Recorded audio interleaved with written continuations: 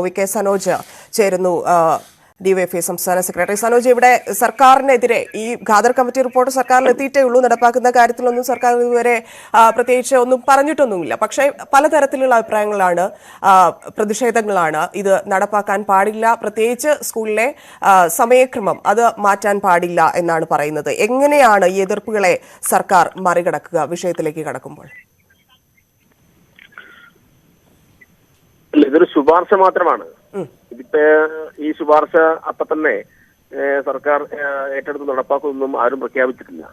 ഇത് ഈ ശുപാർശ ഗവൺമെന്റ് അതിന്റെ എല്ലാ വശങ്ങളും ചർച്ച ചെയ്യും, എല്ലാ സാമൂഹ്യ വിഭാഗങ്ങളെയും അവിടെ എല്ലാം അഭിപ്രായം തേടും.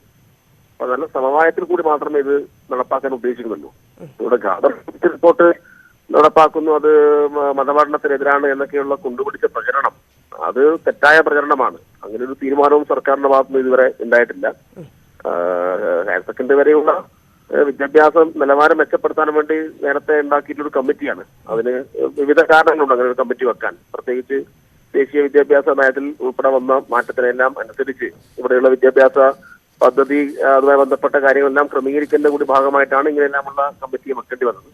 തീർച്ചയായിട്ടും ലോകത്താകെ വന്നുകൊണ്ടിരിക്കുന്ന മാറ്റങ്ങൾ വിദ്യാഭ്യാസ മേഖലയിൽ ഇവിടെ എങ്ങനെയൊക്കെ നടപ്പാക്കാൻ വേണ്ടി പറ്റും എന്നതാണ് കാര്യമായിട്ട് ഈ ഖാദർ കമ്മിറ്റി അന്വേഷിച്ചിട്ടുള്ളത്.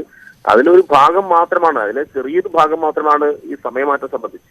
അതായത് സമയമാറ്റമാണ് ഖാദർ കമ്മിറ്റി റിപ്പോർട്ട് എന്ന നിലയിൽ മാത്രം ചുരുക്കി ഈ ഖാദർ കമ്മിറ്റി എന്തോ ന്യൂനപക്ഷ വിരുദ്ധ കമ്മിറ്റിയാണ്, അത് നടപ്പാക്കുന്നത് സംസ്ഥാന ഗവൺമെന്റാണ്, അത് ഇടതുപക്ഷം ന്യൂനപക്ഷ വിരുദ്ധമാണ് എന്ന് സ്ഥാപിക്കാൻ വേണ്ടി ചില സ്ഥാപിത താല്പര്യക്കാർ മുന്നോട്ട് വെക്കുന്ന വാദം മാത്രമാണ്. അത് ആ നിലയിൽ പക്ഷേ ഈ മതത്തിന്റെ പേര് പറഞ്ഞുള്ള ഈ പ്രതിഷേധം ഇല്ലെങ്കിൽ ഇത്തരത്തിലുള്ള അഭിപ്രായങ്ങൾ അത് സ്വാഭാവികമായിട്ടും എല്ലാ മേഖലയിൽ നിന്നുമുള്ള അഭിപ്രായം സർക്കാർ എടുക്കുമായിരിക്കും ഇത് നടപ്പാക്കുന്നതിന് മുമ്പ്. പക്ഷേ ഈ മതം എന്നൊരു കാരണത്തിൽ സർക്കാർ പിന്നോട്ട് പോകാനുള്ള സാധ്യത അതാണ് എല്ലാവരും ചിന്തിക്കുക. സ്വാഭാവികമായിട്ടും അതുണ്ടാകുമോ? കാരണം രാവിലെ മതപഠനം മുടങ്ങുന്നത് കൊണ്ട് കേരളം വളരെ ഗൗരവമായി ചർച്ച ചെയ്യേണ്ട ഒരു വിഷയമാണ്.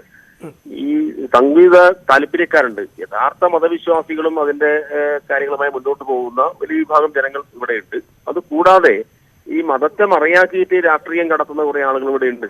അപ്പൊ അവരാണ് ഓരോ വിഷയം വരുന്ന ഘട്ടത്തിലും മതത്തെ കൂട്ടിക്കെട്ടി ഇങ്ങനെയെല്ലാമുള്ള പ്രചരണം നടത്തിക്കൊടുക്കുന്നത്.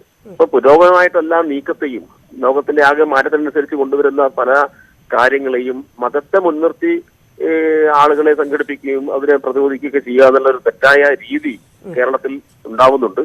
അത് കേരളത്തിലെ ഭരിക്കുന്ന പാർട്ടിയുടെ മാത്രം ഉത്തരവാദിത്തമല്ല, കേരളം ആർജിച്ചെടുത്ത മൊത്തം നേട്ടങ്ങളെ പിറകിട്ട് നയിക്കുന്ന രൂപത്തിലാണ് ഇങ്ങനെയുള്ള പ്രചരണങ്ങൾ പോകുന്നത്. അത് കേരളീയ സമൂഹം ആകെ ചിന്തിക്കേണ്ട കാര്യമാണ്.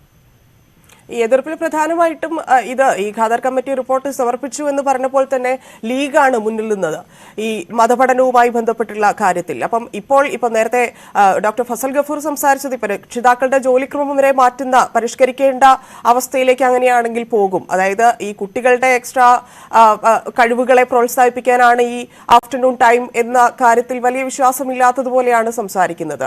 അപ്പൊ അങ്ങനെയൊക്കെയുള്ള ചോദ്യങ്ങൾ സ്വാഭാവികമായിട്ടും ഈ പറയുന്ന സ്കൂൾ അധികാരികളുമായിട്ടും ഇല്ലെങ്കിൽ സ്കൂൾ മാനേജ്മെന്റും ഒക്കെ ആയിട്ട് സർക്കാർ ചർച്ച ചെയ്യേണ്ടി വരും. ആ വിഭാഗത്തെ എടുത്തു നോക്കുമ്പോൾ, ഇവരുടെ ഇങ്ങനെയുള്ള ടെക്നിക്കൽ പ്രശ്നങ്ങളെ എടുത്തു നോക്കുമ്പോൾ സർക്കാർ എത്തരത്തിലായിരിക്കും അതിനെ സോൾവ് ചെയ്യാൻ പോകുന്നത്? എന്തായാലും ജോലിക്രമം ഒന്നും പരിഷ്കരിക്കാൻ എന്തായാലും പറ്റില്ലല്ലോ. സർക്കാർ ഇത് ഏകപക്ഷീയമായി അടിച്ചേൽപ്പിക്കാനൊന്നും ഉദ്ദേശിക്കുന്നില്ല.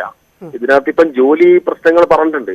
ആളുകൾ ഇത് പറയുന്നത് രാവിലെ സ്കൂൾ ആരംഭിച്ച് 1 മണിയാകുമ്പോഴേ 1:30 ആകുമ്പോഴേക്ക് കുട്ടികൾ വീട്ടിലെത്തി കഴിഞ്ഞാൽ പിന്നെ 4 മണി വരെ 5 മണി വരെ ആവും രക്ഷിതാക്കളൊക്കെ ജോലിക്ക് പോയി വരാൻ. അപ്പൊ 5 മണി വരെ കുട്ടികൾ ഒരുപാട് സമയം വീട്ടിൽ ഒറ്റയ്ക്ക് ഇരിക്കേണ്ടി വരുന്നു എന്നൊക്കെയുള്ള പ്രചരണം നടക്കുന്നുണ്ട്.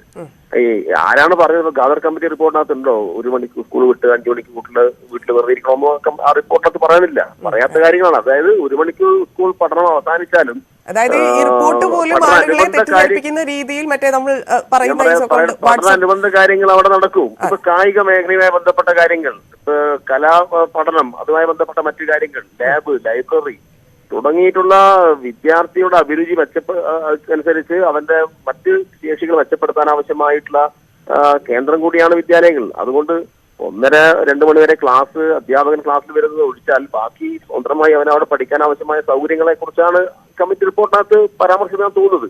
അല്ലാതെ ഇത് രക്ഷിതാക്കൾക്കെല്ലാം വലിയ ബുദ്ധിമുട്ടുണ്ടാവുന്ന ഒരു പ്രചരണം സംഘടിപ്പിക്കാൻ വേണ്ടി 1 മണിക്ക് ശേഷം കുട്ടികളൊക്കെ വീട്ടിലേക്ക് വന്ന് വെറുതെ ഇരിക്കേണ്ടി വരുന്ന പ്രചരണം, അതൊക്കെ തെറ്റായ പ്രചരണമാണ്.